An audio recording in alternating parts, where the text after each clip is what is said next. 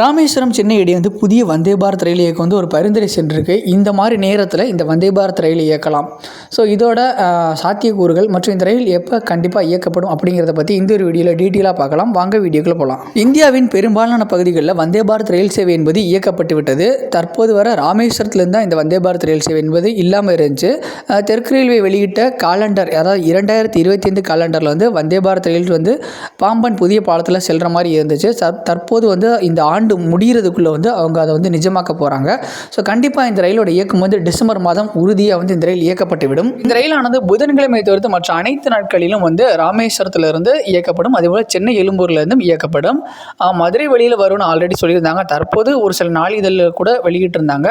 மதுரை வழியில் இந்த ரயில் இயக்காததுக்கு முக்கியமான காரணம் இந்த சிவகங்கை மாவட்டம் மற்றும் புதுக்கோட்டை மாவட்ட வழித்தடத்தில் வந்து வந்தே பாரத் ரயில் சேவை என்பது கிடையாது. ஸோ இந்தியாவில் எல்லா பகுதியிலும் வந்தே பாரத் ரயில் இயங்கும் போது இந்த வழித்தடத்தில் இயக்கினா எப்படி நல்லா இருக்கும் அப்படிங்கிறது ஒரு முக்கியமான கண்ணோட்டம். அடுத்த முக்கியமான கண்ணோட்டம் அப்படின்னு பார்த்தோம்னா, நாகர்கோவில் மற்றும் திருநெல்வேலியிலேருந்து இயக்கப்படும் வந்தே பாரத் ரயில்கள் வந்து 20 பெட்டிகள் இருக்குது. ஸோ அந்த ரயில்களே வந்து அந்த பகுதிக்கு போதுமானதாக இருக்கும்போது அதனால் இந்த ரயிலோட வழித்தடம் வந்து காரைக்குடி வழியாக இருக்க பரிந்துரை செஞ்சுருக்காங்க. இது வந்து உறுதிப்படுத்தப்பட்ட ஒரு தகவல். வந்தே பாரத் ரயிலானது வாரத்திற்கு 6 நாட்கள், அதாவது புதன்கிழமை தவிர்த்து மற்ற அனைத்து நாட்களிலும் சென்னை எழும்பூர்லேருந்து காலை 5:30 மணிக்கு புறப்பட்டு அன்றைய தினம் மதியம் 1:15 ராமேஸ்வரம் ரயில் நிலையத்தை வந்து சேரும். மார்க்கத்தில் ராமேஸ்வரத்திலிருந்து மதியம் 2:30 மணிக்கு புறப்பட்டு அன்றைய தினம் இரவு 10:30 மணிக்கு சென்னை எழும்பூரை சென்று சேரும். இந்த ரயிலுக்கு பரிந்துரை செய்யப்பட்டுள்ள நிறுத்தங்களை பார்த்துடலாம். இந்த ரயில் வந்து தாம்பரம், விழுப்புரம், திருச்சிராப்பள்ளி, புதுக்கோட்டை, காரைக்குடி, சிவகங்கை, ராமநாதபுரம் ஆகிய ரயில் நிலையங்களில் நின்று செல்லும் அப்படின்னு பரிந்துரை செஞ்சுருக்காங்க. இன்னும் வந்து ஒரு ஒப்புதலோ எதுவுமே வரல, ஒரு பரிந்துரை தான் ஜஸ்ட். இதில் முக்கியமான விஷயம் என்னென்னு பார்த்தோம்னா, இந்த ரயிலுக்கான பரமக்குடி நிறுத்தம் அப்படிங்கிறது நீக்கப்பட்டிருக்கு. பரமக்குடியிலேருந்து பல்வேறு ரயில்களுக்கு நிறுத்தம் கேட்டுக்கிட்டு இருக்காங்க. ஆண்டுக்கு 10 கோடிக்கு மேலே வருமானம் ஈட்டியும் ரயில் இல்லாமல் இருக்கிறது வந்து ஒரு குறையாக இருக்குது, நின்று செல்லாமல் இருக்கிறது. அது மட்டும் இல்லாத இந்த ராமநாதபுரம் மாவட்ட பகுதியிலிருந்து சென்னைக்கு பகல் நேர ரயில் என்பது தற்போது வரை கிடையாது. ஸோ இதுதான் இந்த வந்தே பாரத் ரயில் தான் முதல்ல பகல் நேரத்தில் இயங்க இருக்க ராமநாதபுரம் மாவட்ட மக்களுக்கு சென்னை செல்றதுக்கு இயக்கப்பட்டிருக்க முதல் ரயில்.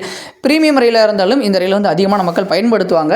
அப்படிங்கிறனால வந்து இந்த ரயிலுக்கு வந்து பரமக்குடி நிறுத்தத்தோடு வரும் நம்ம எதிர்பார்ப்போம். இந்த ரயில் வந்து 8 பெட்டிகளை கொண்ட ரயிலாக தான் இயக்கப்படும். அது எந்த பெட்டிகள்னு தெரியாது. அதிகபட்சம் சாஃப்ரான் கலர் பெட்டிகளாக தான் இருக்கும். ஸோ இதை வந்து பிரதமர் வந்து காணொலி வகையில் திறந்து வைப்பார். இது ஒரு பரிந்துரை தான். இந்த பரிந்துரைக்கு விரைவில் ஒப்புதல் கிடைச்சிரும். அதுக்கான சாத்தியக்கூறுகள்லாம் போயிட்டுருக்கு. இதுக்கு முன்னாடி இந்த வந்தே பாரத் ரயில் இயக்குறதுக்கு முன்னாடி வந்து சோதனை ஓட்டம் நடைபெறும். ஏன்னா இந்த வந்தே பாரத் ரயிலுக்கான அந்த பேண்டோகிராஃப், அந்த உயர் மின்னழுத்தம், இப்போ வந்து எல்லாமே மின்சாரமயமாகிடுச்சு. மின்சாரத்தில் அந்த உரசிக்கிட்டு போகிற கம்பி இருக்குல்ல, அந்த கம்பி வந்து இந்த வந்தே பாரத் ரயிலுக்கு வந்து மைய பகுதியிலே இருக்கும். எல்லா ரயிலுக்கும் இப்போ போகிற ரயிலுக்கெல்லாம் வந்து எலக்ட்ரிக் லோக்கோடு இருக்கும். அதனால் வந்து INS பருந்து அந்த இடத்துக்கிட்ட வந்து அந்த மின்சாரம் அப்படிங்கிறது கிடையாது. அந்த இடத்துல லோக்கோ வந்து இறக்கி விட்டுறாங்க. ஸோ வந்தே பாரத்தில் மையப்பகுதியில் இருக்கும்போது அதை வந்து கடந்து செல்கிற சோதனையெல்லாம் இருக்குது. இந்த சோதனையெல்லாம் முடிஞ்சதுக்கப்புறம் தான் இந்த ரயில் வந்து இயக்கத்துக்கான அதிகாரப்பூர்வ அறிவிப்பு வெளியாகும்.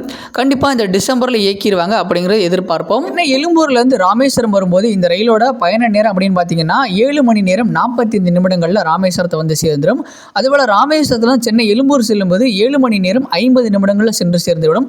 ஸோ மிகவும் வேகமான ஒரு பயணம். இந்த ரயிலில் நம்ம வந்து கண்டிப்பாக இந்த ரயில் விடும்போது நம்மளும் இந்த ரயிலில் பயணம் செஞ்சு இதோட அனுபவத்தை உங்களுக்கு பதிவிடுறேன். இந்த ஒரு தகவல் அவ்வளோதான் மக்களே. இந்த ஒரு தகவல் மற்றவங்களுக்கும் பயனுள்ளதாக இருக்கும் அப்படின்னு நினச்சிங்கன்னா நம்மளோட வீடியோவை உங்களோட ஃப்ரெண்ட்ஸ் அண்ட் ஃபேமிலிக்கும் ஷேர் பண்ணுங்கள். தேங்க்ஸ் ஃபார் வாட்சிங்.